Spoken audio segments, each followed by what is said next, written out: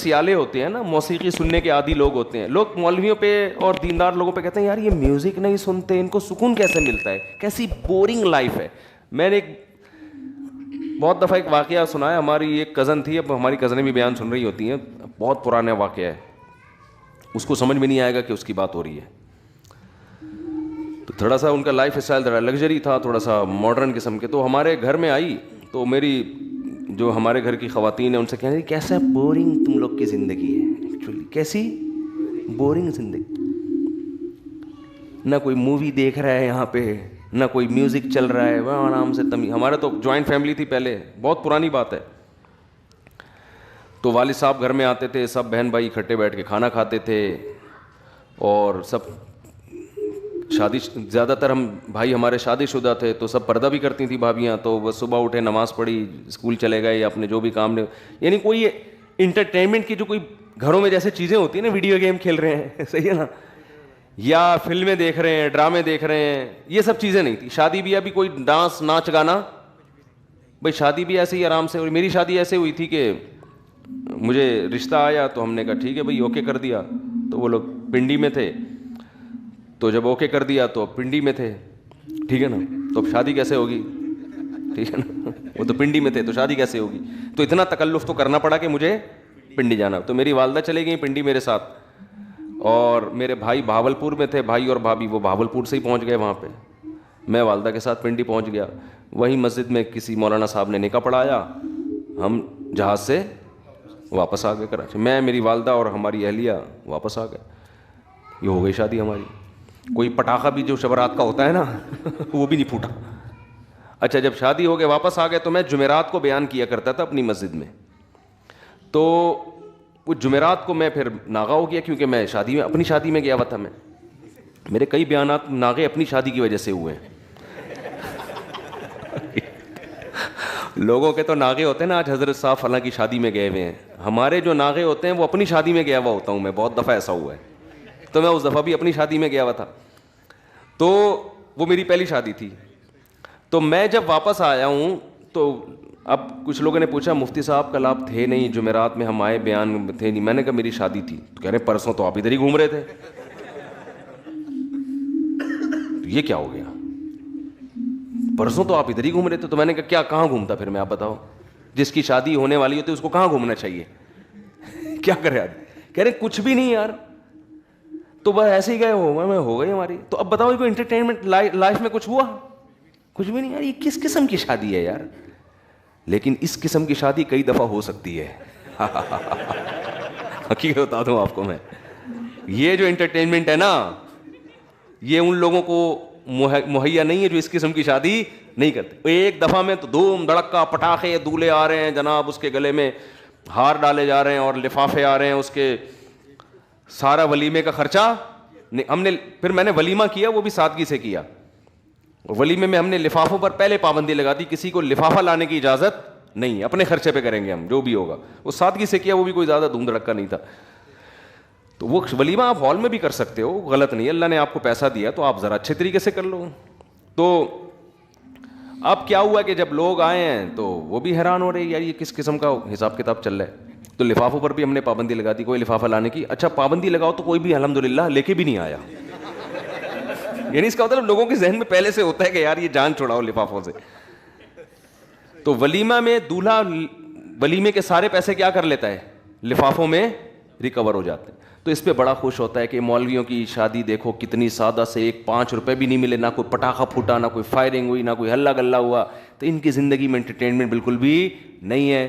تو کسی مولوی کے پاس بیٹھو, تمہیں بتائے گا بھائی سادگی میں جو فائدے ہیں وہ ان عیاشیوں میں نہیں ہیں. تو جب آپ ایک شادی اس طرح سے کرو گے تو بس ایک ہی ہوگی, وہ اب دوبارہ ختم, کیونکہ اس میں اتنا برباد ہو گئے تھے نا آپ اس میں. اور وہ 2-3 دن کی انٹرٹینمنٹ ہے, دھوم دھڑکا ہو گیا. اس میں پھر جو آگے مسائل ہوتے ہیں, پنجاب میں تو بہت ہی زیادہ ہو رہا ہے, وہ کزنیں آپس میں ناچ رہے ہیں, ڈانس کر رہی ہیں, لڑکیاں بھی لڑکے بھی بیٹھے ہوئے ہیں. دیکھو لوگ کہتے ہیں اس میں ہے کیا, کوئی خدا نخواستہ ہم کوئی غلط نیت سے تو نہیں دیکھ رہے. دیکھو ان چیزوں کے سائیڈ ایفیکٹ فوری نہیں ہوتے, میں نہیں کہہ رہا کہ جو ایسے مس گیدرنگ میں ڈانس ہوا ہے تو کوئی کسی نے جا کے کسی لڑکی کو پکڑ لیا وہاں جا کے یہ نہ کوئی غلط کر رہا ہے اس کے ساتھ, کچھ بھی نہیں ہوتا. حیا آہستہ آہستہ ختم. حیا ختم ہونے سے پتہ ہے کیا ہوتا ہے, یہ جو آپ کی نئی جنریشن ہے نا, یہ اپنے بڑوں سے بدتمیز بن جاتی ہے. کیونکہ حیا آپ کو روکتی ہے باپ کے سامنے اونچی آواز سے بات کرنے سے, ماں کے سامنے اونچی آواز سے بات کرنے سے, بہن کو روکتی ہے بھائی کے سامنے تھوڑا سا ریزرو رہ کے رہے, وہ تمیز سے بات. لیکن جس بہن نے بھائی کے سامنے ڈانس کر لیا, اب آپ اس سے یہ امیدیں نہ لگاؤ کہ وہ بھائی کو رسپیکٹ دے گی, بھائی جان آپ کائنڈلی آئیے بیٹھیے, نہ نہ, وہ جب ڈانس کر لیا اس نے تو بھائی وہ کہے گی جتنی میں ہوں اتنے ہی یہاں پہ, کوئی ہم کو ایک دوسرے پر حق نہیں ہے, تمیز سے چلنا ہے چلو ورنہ شٹ اپ. ٹھیک ہے نا, بات آ رہی ہے سمجھ میں.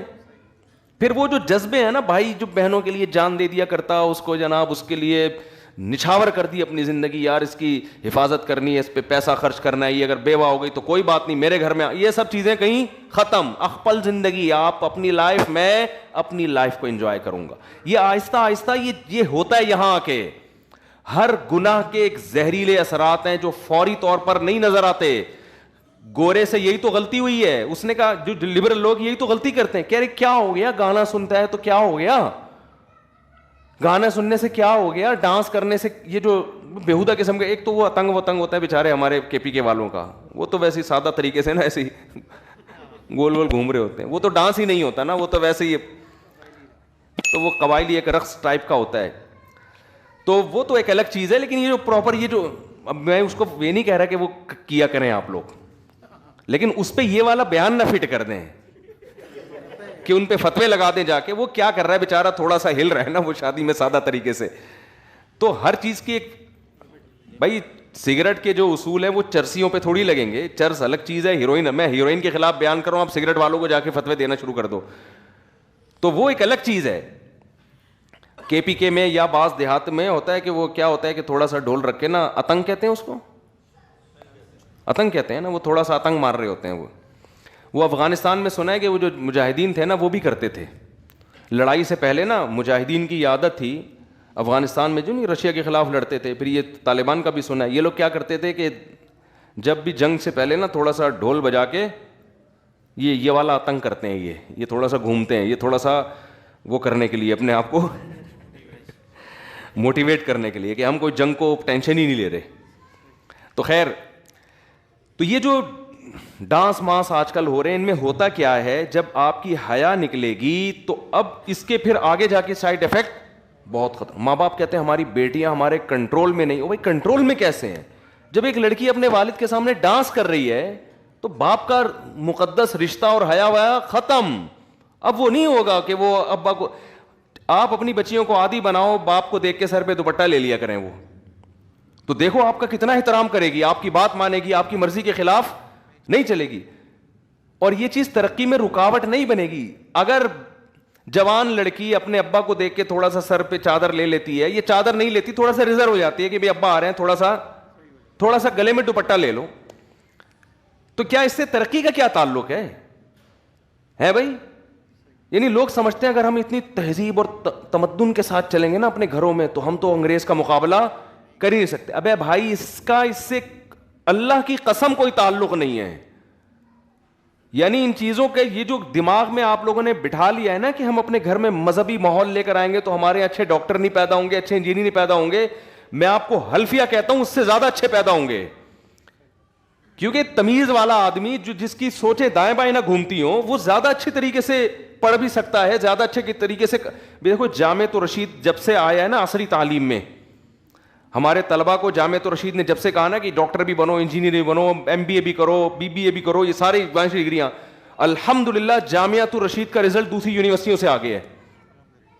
حالانکہ یونیورسٹیوں میں کو ایجوکیشن ہے, استاذوں کا احترام ہے, مگر اتنا نہیں جو مدرسوں میں ہے. سمجھ رہے ہیں نا, وہ فلمیں بھی دیکھنے جاتے ہیں. مجھے تو خود یونیورسٹی کے لڑکے بتاتے ہیں اپنی گرل فرینڈ کے ساتھ سینما گھر چلے جاتے ہیں, ان کے ابا کو پتہ ہی نہیں ہوتا, ابا سمجھ رہے تھے کہ بچی کہاں گئی ہوئی ہے, یونیورسٹی گئی ہوئی, تو کہہ رہے ہم تو چلے جاتے ہیں, فلم بھی دیکھ کے آ جاتے ہیں. تو وہ ساری آزادی وہاں دی ہوئی ہے, کوئی تنگ ماحول نہیں ہے. جامعۃ الرشید کا ماحول کیا ہے, تنگ ماحول ہے. وہاں گرل فرینڈ ہے ہی نہیں, سارے اپنے جیسے لڑکے داڑھیوں والے, وہ بھی وہی نظر آئیں گے اس کو. تو کوئی انٹرٹینمنٹ کا ماحول نہیں ہے. لیکن آپ رزلٹ دیکھو, الحمدللہ رزلٹ دیکھو آپ کبھی, ابھی تو اللہ کا شکر ہے پتہ نہیں 10-12 کمیشن آفیسر نیوی میں گئے ہیں جامعۃ رشید کے 2 سال پہلے. میرے شاگرد بھی ہیں, میں ان سے ملا ہوں, میری ایک تصویر بھی یوٹیوب پہ شائع ہوئی تھی, آپ نے دیکھا ہوگا, نیوی کے آفیسر کھڑے ہوئے, بیچ میں کھڑا ہوا ہوں, تو ان میں زیادہ تر ہمارے شاگرد تھے. تو یہ دماغ میں نا آپ لوگوں نے خامخواہ میں ایک چیز بٹھا لی ہے کہ یار بالکل ایسا عیاشی دے دو تو ترقی زیادہ ہوگی. ترقی زیادہ نہیں ہوگی. آپ کہہ سکتے ہو انگریز نے اتنی عیاشی میں کیسے ترقی کر لی. او بھائی, انگریز اگر اتنا عیاش نہ ہوتا اس سے 10 گنا آگے نکل چکا ہوتا. سمجھ رہے ہیں نا. جیسے ایک عالم کہنے لگے کہ لوگ کہتے ہیں نا, علماء کہتے ہیں کہ سود ہماری معاشی, سود جو ہے نا, سودی نظام جس کنٹری میں ہوگا تو معیشت کیا ہو جائے گی, برباد. اب سوال پیدا ہوتا ہے پھر امریکہ اتنا پاورفل کیوں ہے معیشت میں, فرانس اتنا پاورفل کیوں ہے؟ وجہ اس کی یہ کہ انہوں نے معیشت کی ترقی کے اور اتنے اسباب اختیار کیے ہوئے ہیں کہ ایک سبب ہے نا سود, وہ تباہی کا ذریعہ نہیں بن رہا. اگر وہ سود کو بھی ختم کر دیں اپنے معاشرے سے تو آج وہ معاشی جس سطح پہ پہنچے ہوئے ہیں اس سے 10 گنا آگے جا چکے ہوں گے وہ. ہمارے ہاں معاشی ترقی کے کوئی اسباب نہیں ہے, اور سودی نظام سے جو ہونی چاہیے تھی ترقی وہ بھی نہیں ہو پا رہی. اور تنزل کی طرف, کرنسی دیکھ لو نا, 25 سال پہلے کا آپ 10 روپے اٹھا کے 10 لاکھ روپے اٹھا کے دیکھو, یا 10 روپے اٹھا کے دیکھو, اور آج دیکھو, زمین آسمان کا فرق ہے. زمین آسمان کا فرق. 25 سال پہلے سونے کی قیمت دیکھ لو اور آج قیمت دیکھ لو. یہ تو ایک مشاہدے پر مبنی ایک حقیقت ہے. تو جلدی سے بات کو سمیٹ کے میں ختم کرتا ہوں. انسان دھوکے میں آتا ہے اپنی موجودہ حالت کو دیکھ کر, اور وہ یہ سمجھ بیٹھتا ہے کہ مجھے کچھ بھی ہونے والا نہیں ہے. آپ ہر وقت تیار رہیں, کسی کو کسی بھی ٹائم پہ کچھ بھی ہو سکتا ہے, کچھ بھی ہو سکتا ہے. فرعون اسی چکر میں آ گیا تھا. تو فرعون کے دربار میں جو ایک آدمی مسلمان ہوا نا, جس نے اپنا اسلام چھپایا ہوا تھا, اس نے فرعون کو کیا کہا ہے, یا قومی لکم الملک اليوم ظاہرین فی الارض, اے میری قوم دیکھو آج تمہارے پاس بادشاہت ہے, آج تم زمین میں غالب ہو. اچھا وہ یہ شو کر رہا ہے میں تمہارا ہی میں صحیح ہوں, لیکن موسیٰ کی بات کو تھوڑا سا غور کر لو. یعنی اتنا بھی رد نہ کرو کہ بس جو موسیٰ کا آپ سننا ہی نہیں ہے. سن تو لو نا, ایک دفعہ سن تو لو کیا کہہ رہے ہیں. تو وہ ایک حکمت کے ساتھ تبلیغ کر رہا ہے نا. اگر وہ یہ شو کر دے میں تو موسیٰ پر ایمان لے آیا, پھر تو کوئی بات سنے گا ہی نہیں. تو وہ یہ شو نہیں کر رہا کہ میں موسیٰ پہ ایمان لایا ہوں. وہ کہہ رہے بھائی ہم کو یہ چاہیے کہ ہم غور کر لیں کہ موسیٰ کی بات کو سیریس لے کے ایک دفعہ غور کریں. اگر اس کے بعد غلط لگتی ہے تو ریجیکٹ کر دیں. لیکن یہ جو کہہ رہا ہوں سننا ہی نہیں ہے. آپ نے دیکھا ہوگا تبلیغ والے کسی کے گھر جا کے دروازہ بجائے نا, یہ دین ہمارے اندر آ جائے اور ہم نے کلمہ پڑھا ہے. بہت لوگ لفظ سننا پسند نہیں کرتے. یہ ٹائم ویسٹ نہیں کرو ہمارا, نکلو یہاں سے. بھائی آپ نہیں جاؤ, تھوڑی دیر سن لو, کبھی اکیلے میں بیٹھ کے شاید غور کرنے کی توفیق مل جائے. یار کوئی بندہ کوئی بات کہہ کر گیا ہے, کوئی غلط ایسا تو نہیں وہ صحیح کہہ کے گیا ہو. جو آدمی سننا برداشت نہیں کرتا نا, اللہ اس کو کبھی ہدایت نہیں دیتے. جو اپنے بارے میں یہ فرض کر لینا کہ میں بالکل صحیح ہوں, مجھے کوئی سمجھائے نہیں, مجھے کوئی نصیحت ہی نہیں چاہیے, سمجھ لو اس کی تباہی یہاں سے شروع ہو گئی. اور جو آدمی اپنے کان کھلے رکھتا ہے, یار کوئی بات میرے فائدے کی اگر بتاؤ تو میں سنتا ہوں, ٹھیک ہے میری سمجھ میں نہیں آئی تو میں اس کو مسترد کر دوں گا. تو یہ وہ لوگ ہوتے ہیں جن میں تکبر نہیں ہوتا. بعض خطیب ہوتے ہیں, آپ ان کو جا کے بتانا چاہو نا سر آپ نے بیان میں نا مجھے, تم کون ہوتے مجھے سمجھانے والے, بس سمجھ لو اب یہ غلطیاں کرنا شروع کرے گا, اب یہ پھینکتا رہے گا اور یہ برباد ہو جائے گا. تو جس آدمی نے اپنا لچک رکھی ہوتی ہے کہ بھائی میرے میں کوئی غلطی ہو تو بتا دو, تو ٹھیک ہے وہ غلطی نہ مانے لیکن سن لے, غور کر لے. اسی طرح ایک گزارش کروں گا آپ لوگوں سے, دیکھو میرے پاس میاں بیوی کے کیسز بہت آتے ہیں, اس لیے میں بار بار یہ ٹاپک لے کر آتا ہوں, اور یہ تو ہر گھر کا مسئلہ ہے نا. جب بیوی آپ کو بولا کرے نا آپ کے اندر یہ خرابی ہے, مرد میں گڑبڑ یہ ہوتی ہے وہ سنتا نہیں ہے. مرد میں گڑبڑ کیا ہوتی ہے, وہ سنتا نہیں ہے. تو نہ مانو بیگم کی, لیکن ایک دفعہ غور سے سن کے غور کر لو کہیں یار یہ صحیح تو نہیں کہہ رہی. اکثر مردوں میں یہ ہوتا ہے کہ اگر بیگم نے یا سسر نے یا ساس نے داماد کو بول دیا کہ بیٹا آپ جو ہے نا یہ ذرا صحیح نہیں کر رہے, ایک دم تیش میں آ جاتا ہے. یہ تیش میں آنا تکبر ہے, یہ اس کی علامت ہے. دیکھو یہ ہو سکتا ہے کہ وہ غلط کہہ رہی ہو ساس آپ کی, ہو سکتا ہے آپ کے سسر صاحب غلط کہہ رہے ہوں, عین ممکن ہے. یہ ہو سکتا ہے کہ بیگم آپ کی غلط کہہ رہی ہو, تو کہنے تو دو نا یار اس کو, ہے نا. سن لو یار, آرام سے سن لو, بولو اچھا غور کروں گا میں. ہمارے ہاں بڑا مسئلہ یہ, اور یہ تو میں نے اب تو دیکھا ہے کہ بڑا جب چھوٹے کو نصیحت کرتا ہے تو چھوٹا بھی طیش میں آ جاتا ہے. شریعت تو یہ کہتی ہے چھوٹا اگر بڑے کو کوئی بات بتا دے تو بڑا بھی تحمل سے سن لے کہ یار شاید صحیح کہہ رہا ہوں. لیکن ہمارے یہاں کیا ہو رہا ہے, بڑا اگر چھوٹے کو کہے گا نا, باپ اگر بیٹے سے کہے گا کہ بیٹا دیکھو تمہارے اندر یہ بات ٹھیک نہیں ہے, تو بیٹا فوراً غصے میں آ جاتا ہے. تو یہ اگر آپ نے اپنے آپ کو یہ سمجھ لیا ہے کہ آپ برائی پروف ہیں, آپ برے ہو ہی نہیں سکتے, آپ غلط ہو ہی نہیں سکتے, تو بھائی آپ ٹھیک ہو کے بھی پھر غلط ہو. سمجھ رہے ہو نا, اللہ کی نظر میں آپ ٹھیک ہو کے بھی کیا ہو, بے شک ہو سکتا ہے وہ برائی آپ کے اندر نہ ہو, لیکن جو آپ سننے کا آپ کے اندر تحمل نہیں ہے تو اس کی علامت ہے آپ کیا ہو. دیکھو ہم اپنے حساب سے کسی کو دیکھتے ہیں کہ ٹھیک ہے یا نہیں, اللہ اپنے حساب سے دیکھتا ہے. میں آپ کو ایک مثال دیتا ہوں, حدیث میں آتا ہے نبی صلی اللہ علیہ وسلم نے فرمایا, دو بھائی تھے پچھلی امتوں میں, ایک بہت پرہیزگار تھا, ایک گنہگار تھا. جو پرہیزگار جو تھا نا, وہ گنہگار کو سمجھاتا تھا, یار تو یہ کیوں کر لیا کر. وہ سنتا رہتا تھا, اچھا بھائی ٹھیک ہے کوشش کروں گا, پھر ٹھیک نہیں ہوتا تھا لیکن سنتا تھا. تکبر میں نہیں آیا کہ تو کون ہوتا ہے مجھے سمجھانے والا ہے بھائی, اچھا بھائی ٹھیک ہے. پھر وہ اس نے کبھی کسی دن کہا تو کہا یار ٹھیک ہے یار, اللہ معاف کر دے گا یار. تو ایک دن بڑا سمجھا رہا تھا چھوٹے کو یا دوسرے بھائی کو, تو اس نے کہا کہ یار اللہ معاف کرنے والا ہے. اس نے کہا اللہ کی قسم خدا تجھے معاف نہیں کرے گا, اللہ کی قسم خدا تجھے معاف نہیں کرے گا. نبی صلی اللہ علیہ وسلم نے فرمایا, اللہ کو اتنا غضب آیا, اللہ نے فرمایا این المتعلی علی اللہ اللہ یغفر لفلان, میرے اوپر کون قسم اٹھا کے کہہ سکتا ہے کہ میں مغفرت نہیں کروں گا. اللہ نے دونوں کو موت دی, اس کو بخش دیا جو گنہگار تھا, اور اس کو جہنم میں ڈال دیا اللہ نے. آپ کہہ سکتے ہیں یار ایک بات پر ساری نیکیاں ختم ہو گئیں اس کی. بظاہر تو لگتا ہے نا معاذ اللہ کو یہ ظلم تو نہیں ہو رہا. اصل بات یہ کہ ان نیکیوں کی بیس کیا تھی, وہ نیکیاں وہ تکبر کی بیس, وہ نیکیوں کی بیس ہی غلط تھی. وہ سمجھنے لگا تھا کہ میں جو نیک اعمال کر رہا ہوں جنت واجب ہو چکی ہے, ٹھیک ہے نا میرے لیے, اور اس پر جہنم.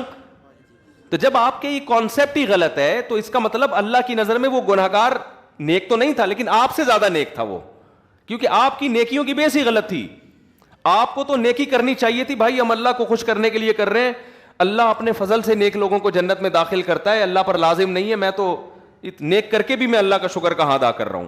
آپ کو یہ سوچ کے کرنا چاہیے تھا. اور دوسرے پہ آپ نے جو اللہ پہ کہہ دیا کہ اللہ مغفرت کر ہی نہیں سکتا.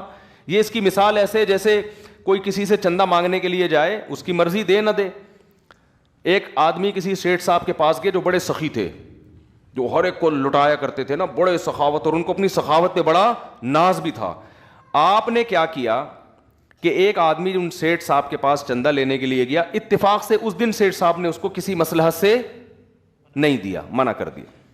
آپ کو جب پتا چلا, آپ نے کہا کہ وہ سیٹھ تو بڑا کنجوس آدمی ہے. اب آئے گا سیٹھ کو غصہ, آئی بات سمجھنے. سیٹھ کیا کرے گا, اس کو فقیر کو جس کو رد کیا تھا نا بلائے گا اور بلینک چیک پکڑا دے گا اس کو. بولے بھائی اس نے میرے پہ کنجوسی کا جو تانا لگایا نا, یہ تانا میں برداشت نہیں کروں گا. میں نے تو تجھے کسی مصلحت سے نہیں دیے تھے پیسے, لیکن اب اس سے بڑی مصلحت آ گئی ہے کہ مجھے کنجوسی کا تانا دیا جا رہا ہے, یہ لے اس پہ کروڑوں روپے لکھ دے, کروڑوں تیرے ہو گئے. تو وہ آدمی تو مستحق نہیں تھا کروڑوں کا, لیکن جو سیٹھ ہوتا ہے نا, جو کنجوسی کے تانے کو برداشت نہیں کرتا, وہ اپنے آپ سے اس تانے کو ختم کرنے کے لیے اس کو کروڑوں کا مالک بنا دے گا کہ اب کہہ کے بتا کہ میں کنجوس ہوں. یہاں بھی یہی ہوا ہے, کیونکہ اللہ جواد اور کریم ہے نا. اللہ بخل اور کنجوسی کا تانا برداشت نہیں کرتا. اللہ یہ تانا برداشت نہیں کرتا کہ میں رحیم و کریم نہیں ہوں. صحیح ہے نا, یہ تانا اللہ کو برداشت نہیں ہے. اب اللہ گنہگار کو سزا دے رہا ہے, اس میں اس کی مصلحت ہے. اس کا قانون یہی ہے کہ گناہ ہوگا, وجہ اور مصلحت کیا ہے.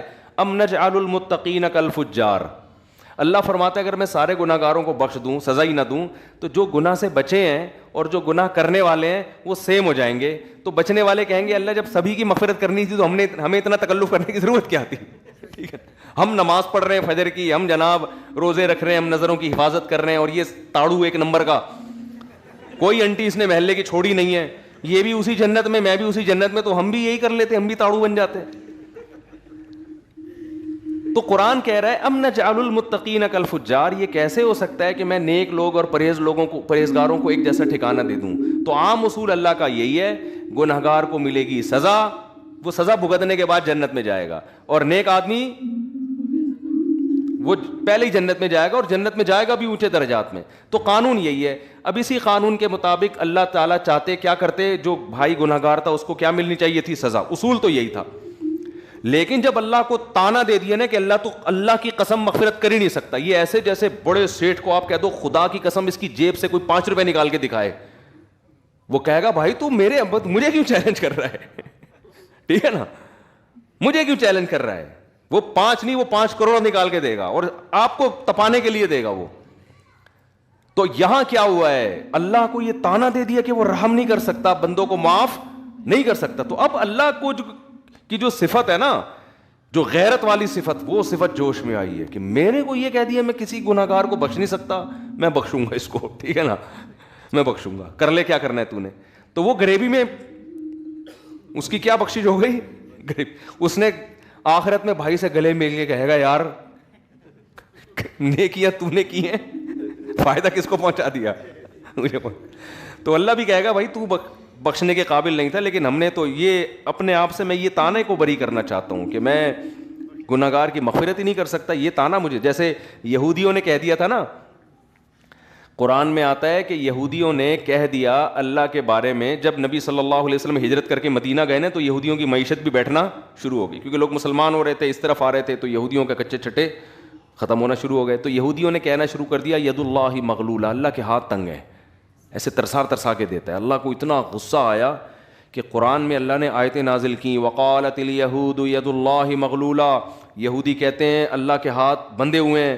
فرمایا غلت ایدیہم, ان کے ہاتھ اللہ نے باندھ دیے ہیں, یہ کنجوس ہیں. بل یداہ مبسوط, جیسے ہم جب کسی کو تانا دیتے ہیں نا, کوئی آپ کو بولے کہ تو چور ہے, کہ تیرا باپ چور ہے, ہم کہتے ہیں نا, کیا خیال ہے, چور ہوگا تیرا باپ, ایسے ہی کہتے ہیں کہ نہیں کہتے. اگر تھوڑا غصہ آئے تو آپ بولیں گے میں چور نہیں ہوں, اس کی علامت ہے کہ آپ چور ہیں. کیونکہ جو بالکل چور نہیں ہوتا نا, وہ چوری کا تانا اس کو تھوڑی سنتا ہے. اگر آپ واقعی چور وہ چوریاں کرتے تھے, کسی نے آ کے بول دیا یار تم تو چور ہو, تو آپ کہیں گے نہیں, ڈرنے لگو, نہیں بھائی میں چور نہیں ہوں, بھائی میں چور نہیں ہوں, ایسے کرو گے نا. لیکن اگر آپ نے زندگی میں کبھی مسجد سے چپل بھی نہیں چورائی, غلطی سے بھی کسی کی چپل پہن کے گھر گئے, چوری کے الزام سے بالکل دور, پھر اگر کوئی آپ کو آ کے کہتا ہے تو چور ہو, تو پھر آپ کو آئے گا غصہ, کیونکہ آپ کی غیرت جاگ اٹھے گی. پھر آپ بولے تیرا باپ چور ہوگا, چور ہوگا, چور ہو گئے, تیرا دادا چور ہے, تمہاری نسلیں, یہ ہوتا ہے نا, ایسا ہی آتا ہے نا. تو اللہ چونکہ جواد اور کریم ہے نا, بہت خرچ کرتا ہے. تو اللہ نے یہودیوں کو صرف یہ جواب نہیں دیا, یہودی نے کہا کہ اللہ کے ہاتھ بندھے ہوئے ہیں, اللہ نے کہا بالکل غلط کہہ رہے ہیں, نہیں, قرآن میں ایسی آیت نازل کرتے ہیں یہ جھوٹ بول رہے ہیں, ایسا بالکل بھی نہیں ہے, غلط بیانی سے کام لے رہے ہیں, میں تو بڑا سخی ہوں, دیکھو میں نے سورج پیدا کیا, میں زمین سے, پھر اللہ اپنی کبریائی بیان کرنا شروع کرتے تو میں نے تو زمین سے یہ چیزیں پیدا کی. نہ, یہ اسٹائل اس موقع پر, یہ انداز بلاغت کے خلاف ہوتا کہ اللہ اپنی نعمتیں گنوانا شروع کر دیتا, یہ بلاغت کے خلاف ہوتا. اللہ نے بتایا کہ مجھے بخل کا تانا برداشت نہیں ہے. کیوں؟ جو جواد اور کریم ہوتا ہے نا بہت زیادہ, وہ کنجوسی کا تانا بالکل بھی برداشت نہیں کرتا, وہ تو غیرت کا مسئلہ بنا لیتا ہے, یہ اس کی علامت ہوتی ہے, اس کو بہت بڑا جرم سمجھتا ہے یہ. دیکھو آپ کسی گورے کو بول دو کہ تو یار بد نظری کرتا ہے, تو آنکھ مٹکا کرتا ہے لڑکیوں کا, وہ کہے گا تھینک یو, وہ کہے گا بھائی آپ کا بہت شکریہ, اب صرف اتنا سا کرتا ہوں میں بھائی, کیونکہ ان کے ہاں سے زیادہ ہو رہا ہے, وہ کہیں یہ کیا ہے, اس کو جرم نہیں سمجھے گا. لیکن آپ یا کسی گورے کو زانی کہہ دو, ابے تو شادی کے بغیر کسی لڑکی سے تیرے تعلقات ہیں, کہ میری باڈی ایکچولی میں میری مرضی میں جو مرضی کروں, وہ اس کو اتنا بڑا مسئلہ نہیں سمجھتے. لیکن گورے کے سامنے یہ بتاؤ کہ فلاں آدمی اتنا اچھا ہے کہ وہ کہہ رہا ہے بھائی میں تو میری پہ بلیو کرتا ہوں, میں تو شادی کر کے, وہ کہہ کہ چلو یار اچھا بہت تہذیب یافتہ آدمی ہے, وہ ویری گڈ کہہ کے نکل جائے گا بدلی گلی سے, ٹھیک ہے نا, کہ یار چلو اچھا ہے, ایسے لوگ بھی کچھ مارکیٹ میں 2-4 عجائب گھر میں رکھنے کے لیے ہونے چاہیے, ٹھیک ہے نا, کہ جو بھی شادی پہ بلیو کرتے ہیں, اچھا ہے ہمارے عجائب گھر اس سے چلتے رہیں گے. جیسے وہ چرچوں کے قائل ہیں کہ بھائی ایک قدیم ایک روایات ہیں کہ ایک مذہب کا بالکل ہی عنصر ختم ہو جائے تو وہ ایک تو بالکل ہی روایات ہی ختم ہو جائیں گی نا, تو 2-4 پادری عجائب گھر میں رکھنے کے لیے ہونے چاہیے تاکہ پتہ چلے ہم اصل میں کرسچن ہیں. تو یہ سب چیزیں وہ رکھتے ہیں مینٹین. کہ ہمارا کلچر ختم نہ ہو. ہر اچھی قوم یہ کام کرتی ہے, کلچر کو باقی رکھنے کی کوشش کرتی ہے. تو خیر اب کیا ہے کہ لیکن آپ یہاں کسی پرہیزگار آدمی, کوئی بزرگ ہوں جو ہر وقت بد نظری کے خلاف بیان کرتے ہوں, وہ تو آپ ان کو بولو کہ یہ تاڑو ہے, ابھی زانی بھی نہیں کہا, اس کو ایسا غصہ آئے گا. وہ کیوں, وہ اس جرم کو بہت بڑا جرم سمجھ رہا ہے, تو وہ کہے گا تیرا باپ تاڑو ہوگا. تو اپنا ڈی این اے کرا جا کے, تیرے تو نسب پہ مجھے شک ہے, ایسے ایسے تانے دینا شروع کر دے. یہ بلاغت ہوگی اس موقع پر. تو یہ غصہ آنا اس کی علامت ہوگی کہ آپ اس تانے کو ہلکا نہیں سمجھتے. اس موقع پر ہمیشہ نہیں ایسا ہوتا, بعض دفعہ مصلحتاً انسان خاموش رہتا ہے کہ یار لوگ تو بولتے رہتے ہیں, اب ہر ایک کو جواب دیں گے تو مصلحتاً ایک الگ بات ہے, لیکن نارملی جواب کا اسٹائل یہ ہوتا ہے. تو اللہ میاں نے جب یہودیوں نے کہا نا کہ اللہ کے ہاتھ بندھے ہوئے ہیں, تو اللہ نے یہ نہیں کہا کہ نہیں میرے ہاتھ بندھے ہوئے نہیں ہیں, دیکھو میں تو خربوزہ پیدا کیا, میں نے تو کھجور پیدا کی, میں تو اتنا کھلا رہا ہوں, اتنا پلا رہا ہوں صبح شام. نا نا نا نا, اللہ نے جواب دی, کیونکہ اللہ کو یہ تانا پسند نہیں ہے. اللہ نے کیا فرمایا, غلت ایدیہم, ان کے ہاتھ بندھے ہوئے ہیں. یہ کنجوس ہے ایک نمبر کے, اور آج بھی کنجوس ہیں یہودی. غلت ایدیہم ولعنوا بما قالوا, اور جو انہوں نے کہا اس پر ان پر لعنت ہے. بل یداہ مبسوطتان, اللہ کے, دیکھو یہودیوں نے کہا تھا اللہ کے ہاتھ, دونوں ہاتھ نہیں کہا تھا, حالانکہ دونوں ہاتھ ہی بندھے ہوئے ہوتے ہیں نا جب کسی کے ہوتے ہیں, لیکن اللہ نے یہ نہیں کہا اللہ کے ہاتھ کھلے ہوئے ہیں نا, بل یداہ, اللہ کے دونوں ہاتھ, کیونکہ ہاتھ کا لفظ ایک پر بھی اطلاق ہوتا ہے, دو پر بھی ہوتا ہے. تو یہ شبہ ہو سکتا تھا شاید اللہ نے ایک ہاتھ پیچھے کیا ہوا ہے, دوسرے ہاتھ سے اپنے بندوں کو دے رہا ہے. تو اللہ نے دونوں کا تذکرہ کر دیا, بل یداہ مبسوطتان, اللہ کے دونوں ہاتھ ایسے کھلے ہوئے ہیں, ينفق کیف یشاء, جیسے چاہتا ہے بندوں پہ خرچ کرتا ہے. کیوں, ہم جب کسی پہ خرچ کرتے ہیں تو جیسے چاہتے ہیں ویسے کر نہیں سکتے ہم, کیونکہ ہمیں ڈر ہوتا ہے کہ یار ہمارے پاس کہیں ختم نہ ہو جائے. اللہ کہتے ہیں مجھے یہ خوف نہیں ہے, جیسے چاہتا ہوں اپنے بندوں پر خرچ کرتا ہوں. تو یہ خود اللہ کے جواد اور کریم ہونے کی علامت. ایسا جواد اور کریم خدا ہو اور آدمی کہہ رہا ہو دوسرے کے بعد تیسرا بچہ ہوا تو کھائے گا کہاں سے. تو باتیں کرنے پر گورنمنٹ کی طرف سے کوئی پابندی نہیں ہے, آپ کہہ لو اللہ بہت کریم ہے, اللہ آپ کے عمل سے دیکھے گا کہ مجھے کریم سمجھتا بھی ہے کہ نہیں سمجھتا. اب یہ بھائی نے ماشاءاللہ داڑھی رکھی ہوئی ہے, عراق گئے نا یہ, تو داڑھی کی وجہ سے ان کی جاب نہیں ملی ان کو. انہوں نے کہا کہ بھائی داڑھی کاٹنی ہے, تو انہوں نے مجھے فون کیا, میں نے کہا داڑھی کاٹنا جائز نہیں ہے, آپ دوسری جاب تلاش کر لو. انہوں نے چھوڑ دی جاب. تو جو آدمی اللہ کو کریم سمجھے گا کہ یار خزانے کس کے ہاتھ میں ہیں, اللہ کے, وہ حرام کی طرف نہیں جائے گا. لیکن ہم کیا ہو رہا ہے کہ سارے گناہ کر کے, تو سب گناہ کر کے ہی آپ نے اگر کمانا ہے تو پھر اللہ کریم کا کیا مطلب ہوا. گورا کہتا ہے تم بھی اسباب پہ یقین کرتے ہو, میں بھی اسباب پہ یقین کرتا ہوں, تم بس اللہ کو کہہ دیتے ہو کہ وہ رزق دینے والا ہے, تو میں بھی کہہ دیتا ہوں, تو فرق کیا ہو گیا. کافر میں مسلمان میں فرق یہ ہے کہ مسلمان اسباب اختیار کرتا ہے روزی کے, لیکن ناجائز کی طرف نہیں جاتا. کیوں, وہ کہتا ہے اسباب سے نہیں ہے, رزق دینے والا کون ہے, اللہ ہے.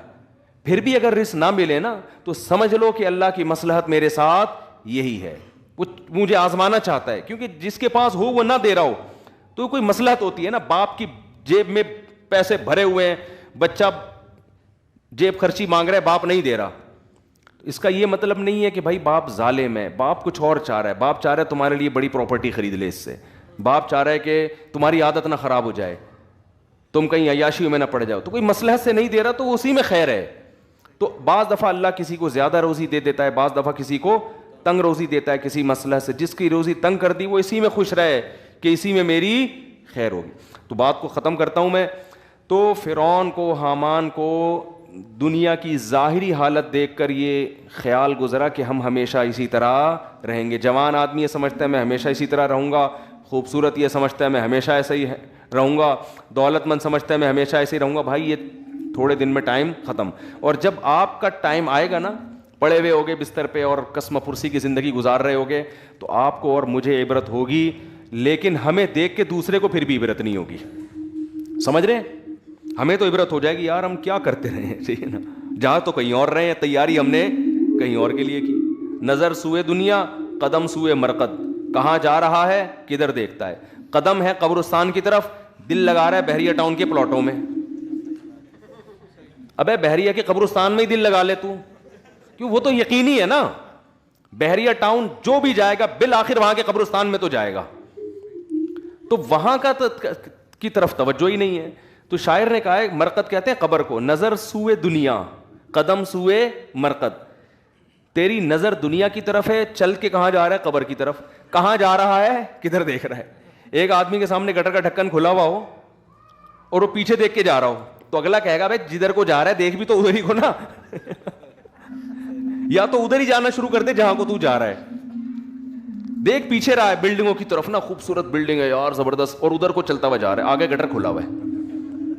کہہ رہا ہے یار, لوگ کہہ رہے ہیں بھائی گٹر دیکھ, کہہ رہے ہیں گٹر وٹر یہ مولوی دقیانوس قسم کے لوگوں کی باتیں, آگے گٹر کھلا ہوا ہے, ڈھکن کھلا ہوا ہے, ادھر گرے گا. یہ پرانے, دیکھ کیا لگژری اسٹائل ہے بحریہ ٹاؤن کا یار, وہ دیکھ کیا خوبصورت بلڈنگ, ابے وہ دیکھ یار گاڑی دیکھ, وہ دیکھ بنگلہ دیکھ. تو بھائی تو پھر جا بھی ادھر ہی کو, اپنا رخ چینج کر لے. جب وہ رخ چینج کرنا آپ کے بس میں نہیں ہے تو جدھر جا رہے ہو نا, تو جب بھی کوئی کہے نا وہ پیچھے مڑ کے دیکھ بحریہ ٹاؤن, بولے آگے گٹر ہے, اتنا دیکھ کہ آگے وہ افورڈ کر سکے. تو جب بھی آئے نا کہ یار یہ بنگلے یہ گاڑیاں, ابے آگے قبر ہے, ٹھیک ہے نا, جا کہا رہا ہوں. کوئی 40 سال کا ہو گیا, 50 سال کا ہو گیا, 15 سال رہ گئے, 10 سال رہ گئے, اور یہ بھی نہیں پتا ہے. گٹر میں تو پتا ہوتا ہے 3 فٹ کے بعد جا کے گروں گا, حقیقت ہے, تھوڑا احتیاط کرتا ہے, چلو جب قریب پہنچیں گے تو دیکھ لیں گے, لیکن وہاں تو پہلے سے ہی دیکھ رہا ہوتا ہے. تو قبر کا بھائی کچھ نہیں پتا کہ 10 سال لگیں گے, 20 سال لگیں گے, 15 سال لگیں گے, یا کل انا للہ ہو جائے, کچھ پتا. ابھی آج جنازہ آیا دولہا کا, ولیمہ تھا, ایک رات زوجہ کے ساتھ گزاری, ولیمہ جس دن تھا ہارٹ اٹیک سے انتقال ہو گیا. تو کتنا یہ ہوتا ہے. اور یہ تو پھر بھی ایک رات گزاری. میں ایسے دولہا کو جانتا ہوں, ہمارے جاننے والے تھے, دولہا بیوٹی پارلر جا رہا تھا, جس دن نکاح تھا نا اس کا, بارات بیٹھی ہوئی ہے شادی میں, اور وہ بیوٹی پارلر جا رہا ہے بائک پہ اپنے دوست کے ساتھ, کسی کراچی میں, یہ پیٹرول پمپ کے قریب نا, یہ جو ناظم آباد پیٹرول پمپ نہیں ہے, یہاں کیا ہوا ہے کہ ایک بائک سلپ ہوئی ہے, پیچھے مزدہ والا سر کو چل کے چلا گیا. کیا گزری ہوگی والدین پر, یار ہمارا بیٹا جس کی شادی ہو رہی ہے, دولہا بنا ہوا ہے, دلہن پہ کیا گزری ہوگی, وہ اس کی پچکا ہوا سر آ رہا ہے. تو یہ سب اللہ بچائے, ہم سب کو عافیت میں رہا, اللہ سے عافیت مانگنی چاہیے. لیکن یہ سب دنیا میں ہو رہا ہے, اس لیے دل لگانے کا کوئی آپشن ہے ہی نہیں ہمارے پاس. کام سارے کرو, دل نہ لگاؤ. اسلام آپ کو کام سے منع تھوڑی کرتا ہے. بھائی کیوں ٹینشن کیوں لے رہے ہو بھائی, ہو بھی سکتی ہے شادی, ہو سکتا ہے جس دن طے ہو اس سے پہلے انا للہ ہو جائے. ہمارے حضرت فرماتے تھے کہ جس دن میری شادی ہو, ہمارے حضرت کی, تو فرمایا کہ میں, جب جوان آدمی کی شادی ہوتی ہے تو اس کو خوش ہونا تو چاہیے نا اس دن. آج کل کچھ لوگ ہو رہے ہیں, کچھ نہیں ہو رہے, وہ مجھے نہیں پتا, لیکن ہونا چاہیے ایکچولی اس کو اس دن بہت زیادہ. میں اس لیے کہہ رہا ہوں کہ خوش ہوتا ہے, تو وہ کچھ لوگ کہیں گے ہم تو خوش نہیں تھے, تو وہ ان کا مسئلہ ہے. تو ویسے نارملی انسان کو خوش ہونا چاہیے. تو حضرت نے فرمایا کہ میری جب شادی ہوئی نا, اور جو نظر کی حفاظت کرنے والے لوگ ہیں, جو پاک دامن لوگ ہیں, ان کو نکاح میں لذت بھی اللہ نے زیادہ رکھی ہوتی ہے.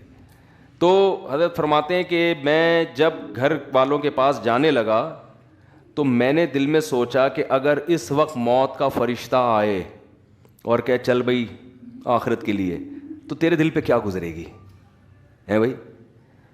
آدمی اصولی طور پر شاید ہم جیسے نالائق ہوتے ہیں, ہم کہتے ہیں اللہ 3-4 دن تو مہلت دے دے, اتنے عرصے کے بعد پہلی دفعہ شادی ہو رہی ہے. طارق مسعود صاحب ہوتے تو چلو کوئی مسئلہ نہیں تھا, کئی دفعہ ہو چکی تھی پہلے بھی. ارادہ بھی ایک کا ہو, حضرت کا تو ایک ہی کا ارادہ تھا, ایک ہی کی انہوں نے, وہ تو دوسری کے, وہ تو کہتے تھے یہ جس نے کوئی غم نہ ہو, جیسے کہتے ہیں نا بکری پال لے. تو کیا حالت ہوگی. اور پاک دامن, اور ہمارے حضرت کی صحت بھی بڑی زبردست تھی. میرے شیخ حضرت مفتی رشید احمد صاحب رحمہ اللہ تعالیٰ لدھیانہ کے, پنجاب کے تھے, سب صنوبر کے تنے جیسا ان کا قد تھا ماشاء اللہ, بہت زبردست صحت حضرت کے. جب بھی کئی واقعات ہیں حضرت کے, جب بھی تو نہیں کہہ سکتا, واقعات ہیں انوار الرشید میں جو ان کی کتاب ہے اس میں لکھے ہوئے ہیں کہ کلائیاں توڑی ہیں پھڈوں کے دوران, ٹھیک ہے نا, پہلوانوں کی کلائیاں توڑی ہیں, تھے دبلے پتلے. تو لیکن جب ان کی لڑائیاں ہوئی ہیں نا پھڈوں کے دوران, پہلوان کی کلائیاں توڑی ہیں, 2-3 پہلوانوں کی, کسی کی کلائی توڑ دی, کسی کا سیٹنگ آؤٹ ہو گئی, بھاگ گئے وہ. تو بہت زبردست فائٹ کرنا جانتے تھے, بڑی خاندانی صحت رکھی ہوئی تھی. تو صحت مند آدمی وہ تو ظاہر ہے اور زیادہ اس کو نکاح میں رغبت ہوتی ہے. تو حضرت فرماتے ہیں میں نے اپنا محاسبہ کیا. وہ ہر وقت نا اپنے آپ کو چیک کرتے تھے یہ بڑے لوگ کہ ہم آخرت سے غافل تو نہیں ہو رہے کہیں, یعنی ہر وقت چیک. دنیا کی نعمتیں تو ساری رکھنی ہیں, لیکن آخرت کو ہمیشہ دنیا پہ ترجیح. بھائی تیار ہر وقت موت کے لیے. تو میں اور آپ ہوتے ہیں, ہم کہتے ہیں اللہ 6 مہینے کی مہلت دے دے, 10 مہینے کی مہلت دے دے. ہمارے تو آگے بھی بڑے پلان ہیں نا, یا اللہ ابھی تو میری شادی ہوئی ہے, ابھی تو میں مفتی صاحب کے بیان سننا میں نے شروع کیے ہیں, ابھی تو بیگم کا ذہن بنانا ہے دوسری کے لیے, پھر تیسری کے لیے, پھر چوتھی کے لیے, پھر جب 4 ہو جائیں گے پھر بچے ہوں گے, پھر بیٹیاں ہوں گی, پھر بیٹیاں بڑی ہوں گی, پھر بیٹیوں کی شادی ہوں گی, پھر بیٹے اسٹیبل ہو جائیں گے, پھر میں ان کے لیے پراپرٹی بنانے کی سوچوں گا, پھر میں ان کے لیے اتنے مکان بناؤں گا, پھر میں مکان بنا کے پھر جب سب کو نام کر کے پراپرٹی تقسیم کر کے پھر میں آخر میں حج پہ جاؤں گا. پھر میں حج سے آنے کے بعد قضائے عمری بھی میں نے کرنی ہے. 40 سال سے میں نے ایک نماز بھی نہیں پڑھی ہے. وہ قضائے عمری میری کمپلیٹ ہو جائے, اس کے کمپلیٹ ہونے کے بعد بھی سوچ رہا ہوتا ہے ابھی مرنا مناسب رہے گا کہ نہیں رہے گا. وہ 2-3 کوئی چیزیں رہ تو نہیں گئی ہیں, ابھی بھی سوچ رہا ہوتا ہے کہ ابھی مناسب ہے کہ نہیں. تو بچے بھی ہو گئے, بچوں کی شادیاں بھی ہو گئیں, سارے کام دھندوں سے فارغ ہو کر پھر 4 مہینے بھی تبلیغ میں. بہت عرصے سے سوچا, جو نیک لوگوں کی بات کر رہا ہوں, جو برے لوگ ہیں وہ تو کہتے ہیں سوال ہی پیدا نہیں ہوتا کہ میں دنیا سے جاؤں, یہ تو ہو ہی نہیں سکتا. جو نیک ہے پرہیزگار ہیں ان کی بات. پھر آخر میں یار ہم 4 مہینے بھی تبلیغ میں, ہم نے کب سے سوچا ہوا تھا جب سب کاموں سے فارغ ہوں گے تو حج کیا, پھر 4 مہینے کے لیے تبلیغ میں جا کے فارغ ہو کر آئے. پھر اللہ, پھر اگر فرشتہ آ جائے تو مجھے شاید کوئی اعتراض نہ ہو. یہ بہت نیک آدمی کی بات کر رہا ہوں, تھوڑا سا بھی ہوگا کہہ کہ پھر بھی نہیں,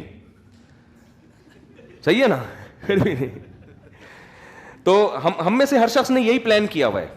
4 کا شاید نہیں کیا ہوا, لیکن ایک میں ہی کہ بچے ہوں گے, پھر بیٹیوں کی شادی ہو جائیں گی, پھر حالانکہ بچے بھی ایک آدھ ہو رہے ہیں کہ کیا پلان کرنا ہے یار ان 2 بچوں کے لیے, تو نے چھوڑ دے ان کو یار, چھوڑ دے ان کو, خود ہی پل جائیں گے. پلان کرنے کے لیے بچے تو ہوں یار, مزہ تو آئے یار. 25-30 بچے ہیں, آدمی پلاننگ کر رہا ہے یار, یہ والا کوئی تبلیغ میں بھیج دو, اس کو انجینئر بنا دو, اس کو آرمی میں بھیج دو. مزہ بھی آتا ہے پلان کرتے ہوئے. آپ کہو گے اتنے وسائل کہاں سے آئیں گے, ہو جائیں گے, ٹھیک ہے نا, اللہ نے چاہا. تو پلان کرنے کا مزہ بھی جب آتا ہے جب آپ کے پاس ہول سیل کے حساب سے اولاد ہو. پھر آدمی سوچتا ہے اس کو رکشے پہ لگا دے, اس کو WR, ایک کنڈکٹر WR کا بھی گھر میں ہونا چاہیے. اس کو ڈاکٹر بناؤں گا, اس کو میں سائنٹسٹ بناؤں گا, اس کو میں فوج میں کمیشن آفیسر بھیجوں گا, اس کو میں تاجر بناؤں گا. پلان کرنے میں مزہ آتا ہے. ایک آدھ بچہ ہے, تو نے جو بننا ہے نا بن کے بتا دینا مجھے کیا بن, خود ہی اطلاع دے دینا, وہ پلان نہیں ہوتا. خیر, تو ہمارے حضرت کا کیا سوچ, فرماتے ہیں میرا نکاح ہوا, میری رخصتی ہو گئی, تو میں سوچ رہا ہوں کہ اگر اس موقع پر موت کا فرشتہ آئے تو مجھے دھچکا تو نہیں لگے گا کہ یار تھوڑا ٹائم مانگ لوں. حضرت فرمایا الحمدللہ. میں بار بار دل کو ٹٹولا, میں نے کہا نہیں, مجھے مرنے میں کوئی غم نہیں, کوئی غم انشاءاللہ نہیں ہوگا.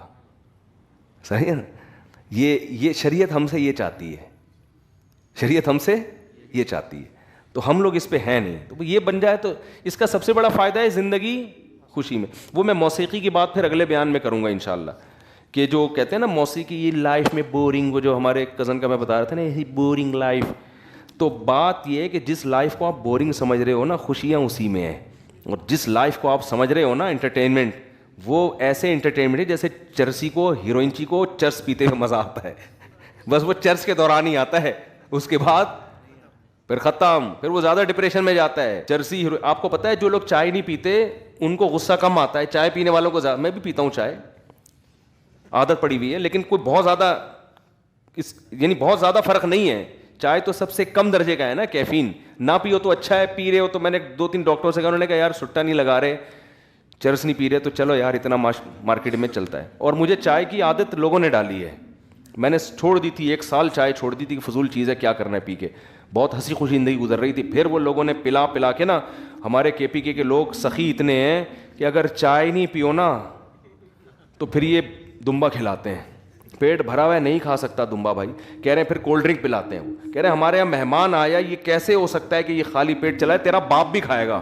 حقیقت ہے, ہمارے مہمان آئے یار خالی پیٹ چلا جائے. ابے بھائی میں اس کا بھی تو مہمان تھا, ادھر میں دمبا چربی میں کھا کے آیا ہوا ہوں, وہاں میں نے کولڈ ڈرنک بھی پی لی, لسی بھی پی لی, بھائی میں پھٹ پھٹا کے مر جاؤں گا. کہہ رہے ہیں ہمارے ہم لوگ سوچیں اپنے بچوں کو کیا بتائیں گے یار, ہمارے مہمان آئے, اور یہ تو غیرت کا مسئلہ ہے. تو چائے سب سے کیا ہے, ہلکی چیز. ہم کہتے ہیں بھائی تو چائے بنا کے لے آئے, ورنہ کولڈ ڈرنک تو اس سے زیادہ خطرناک ہے, لسی کی جگہ نہیں ہے پیٹ میں. تو مجبوراً پھر لوگ بھی ایسے ہی ہیں. تو یعنی جو پنجاب میں جاؤ تو ہر جگہ, پھر ہم نے کہا یار یہ اس سے پاکستان میں بچنا میرے جیسے آدمی کے لیے ممکن نہیں ہے, پی لے ٹھیک ہے نا, کیا ہے کیا ہو جائے. لیکن حقیقت بتاؤں, میں نے جب 1 سال چائے چھوڑی رکھی تھی نا, تو مجھے ہو گیا تھا کہ جو میرے اندر, ہر آدمی میں کچھ نہ کچھ غصہ تو ہوتا ہے نا, وہ بھی ختم ہو گیا تھا. یعنی غصے والی بات پہ بھی نہیں آ رہا تھا. وجہ کیا ہے کہ چائے بھی آپ کو ریلیکس کرتی ہے نا, تو جب آپ کو ریلیکس کرتی ہے تو پھر آپ اس کے عادی ہو جاتے ہیں, پھر آپ کو کوانٹٹی بڑھانی پڑتی ہے. تو یہ ہر چیز میں ایسا ہی ہے, بڑھاتے بڑھاتے, لیکن وہ چونکہ بہت کم درجے کا نشہ ہے, وہ بہت زیادہ پیتے رہو تو جا کے ہوتا ہے, اور اس سے چھوڑنا بھی کوئی اتنا مشکل کام نہیں ہے. 3-4 دن تک, 8-10 دن تک اثر ہوگا, پھر نارمل ہو جاؤ گے. لیکن جو زیادہ نشے کی چیزیں ہیں نا, وہ بڑی ڈینجرس ہوتی ہیں. اس میں چرسی, ہیروئن زیادہ ڈپریشن میں ہوتے ہیں, حالانکہ وہ ڈپریشن ختم کرنے کے لیے پی رہے ہوتے ہیں. صحیح ہے نا. ابے بھائی تو ڈپریشن, ایک ہمارے محلے میں ایک بندہ تھا, وہ سگریٹ پیتے تھے, وہ 55-60 سال ان کی عمر, ان کے پھیپھڑوں میں بلغم بہت پیدا ہوتا تھا, ٹی بی ہو گئی ان کو, وہ سگریٹ پیتے تھے تو بلغم نکلتا. ڈاکٹر کہہ رہے ہیں یہ سگریٹ چھوڑ دے. وہ کہہ رہے ہیں ڈاکٹر صاحب جب سگریٹ پیتا ہوں تو بلغم اکھڑتا ہے. اب جب نہیں پیتے تو وہ اور تکلیف ہوتی تھی. ڈاکٹر نے کہا یہ پیدا سگریٹ کی وجہ سے ہو رہا ہے, جب پینا چھوڑ دو گے تھوڑے دن تکلیف ہوگی, یہ پیدا ہونا ہی ختم. لیکن سگریٹ پینے والے کی کھوپڑی میں یہ بات نہیں آتی, وہ سمجھتا ہے سگریٹ پی کے میں ریلیکس ہو جاتا ہوں. ابے بھائی جو سگریٹ نہیں پیتا وہ پیے بغیر ریلیکس ہوتا ہے, ٹھیک ہے نا. جو تیری کنڈیشن سگریٹ پینے کے بعد بنتی ہے نا, تجھے خوشی محسوس ہوتی ہے, وہ جو اس کو سگریٹ کی عادت نہ ہو, وہ سگریٹ کے بغیر وہ خوشی محسوس کرتا ہے. تو موسیقی اور یہ انٹرٹینمنٹ کا بھی یہی ہے کہ جو ان چیزوں کے عادی ہو گئے, ان کو خوشی کے لیے یہ چیزیں چاہیے, نہیں ملیں گی تو ٹینشن میں جاتے ہیں. اور جو ان چیزوں کے عادی نہیں ہیں, وہ یہ چیزیں سنے بغیر وہ مزے میں ہوتے ہیں, جو آپ کو موسیقی سن کے مزہ آ رہا ہوتا ہے. یہ بات کھوپڑی میں لوگوں کی آ نہیں رہی ہے. تو یہ پھر کبھی کسی اور موقع پر انشاءاللہ اس پر میں تفصیلی بات کروں گا. اللہ ہمیں گناہوں سے بچنے کی توفیق عطا فرمائے, اور اس دنیا کو مسافر خانہ سمجھنے کی توفیق عطا فرما دے. تو یہ بڑی مزے کی لائف ہو جائے گی, آپ کی گناہ بھی چھوٹ جائیں گے. پھر پیسہ تو کمانے سے منع بھی نہیں کیا, پھر آپ کو 1000 گز کا بنگلہ مل جائے, ٹھیک ہے یار انجوائے کرو, نہیں ملے ٹھیک ہے, گاڑی مل گئی ٹھیک ہے, نہیں تو ڈبلی گیا رہا. بینک اسلامی سے پاک قطر تکافل لینا کیسا ہے؟ ہم جامعۃ الرشید میں بہت سے علماء کو تکافل پر اعتراض ہے, میرے جیسا ناچیز بھی مطمئن نہیں ہے تکافل پر. باقی دارالعلوم کے بڑے بڑے علماء اس کو جائز کہتے ہیں. جب 2 اہل حق علماء میں اختلاف ہو جاتا ہے تو پھر عامی آدمی یہی ہے کہ احتیاط یہ ہے کہ نہ کیا جائے, اور گنجائش یہ ہے کہ کر لیا جائے. تو دونوں قول پر عمل کیا جا سکتا ہے, کیونکہ عامی آدمی کے لیے تو دونوں ایک جیسے ہیں نا. جب بھی کوئی ایسا اختلاف ہوتا ہے نا, تو علماء ایک ٹرم استعمال کرتے ہیں کہ اس میں احوط یہ ہے کہ اس سے بچو, ایسر یعنی آسانی اس میں ہے کہ کر لو. کیونکہ اب اختلاف ہے تو خالص حرام نہیں کہہ سکتے اس کو, سمجھتے ہو. تو کوئی کرنا چاہے تو, یا کسی کو ان پہ رائے پر اعتماد ہو تو ٹھیک ہے. سعودی عرب نے تبلیغ جماعت پر پابندی لگا دی ہے. دیکھو بات یہ ہے, میں بار بار یہ کہتا ہوں, انور مقصود نے جب معین اختر سے پوچھا نا کہ ماموں کیا کرتے ہیں, تو معین اختر نے کہا ماموں کی باتیں کس سے پوچھو, ماموں کی. تو سعودی حکومت جو کر رہی ہے نا, تو سعودیہ کی باتیں کس سے پوچھو, حکومت سعودیہ سے پوچھو. مجھ سے پوچھ کے پابندی نہیں لگائی. آئی بس سمجھ. تو وہ پروگرام کا میں نے کلپ دیکھا تھا, بہت جگہ فائدہ ہوا, بہت جگہ فائدہ ہوا, گھر میں بھی فائدہ ہوا. میرے گھر والے مجھ سے کچھ پوچھ رہے ہوتے ہیں نا کہ وہ کیا کہہ رہا تھا, میں نے کہا ماموں کی باتیں کس سے پوچھو, ماموں سے پوچھو. تو یہ مسجد میں بھی فائدہ ہوا, لوگ مجھ سے آگے پوچھ رہے ہوتے ہیں. میں کہتا ہوں بھائی معین اختر سے ہم نے ایک چیز سیکھی ہے. اس کے شارٹ کلپ میں انور مقصود نے پوچھا کہ ماموں کیا کرتے ہیں, اس نے کہا ماموں کی باتیں ماموں سے. پھر جب بہت زیادہ پوچھا, اس نے کہا ماموں گالیاں دیتے ہیں, یہ کرتے ہیں. غلط کیا ہے بھائی, اللہ تعالیٰ تبلیغ جماعت پہ پابندیوں کو ہٹائے.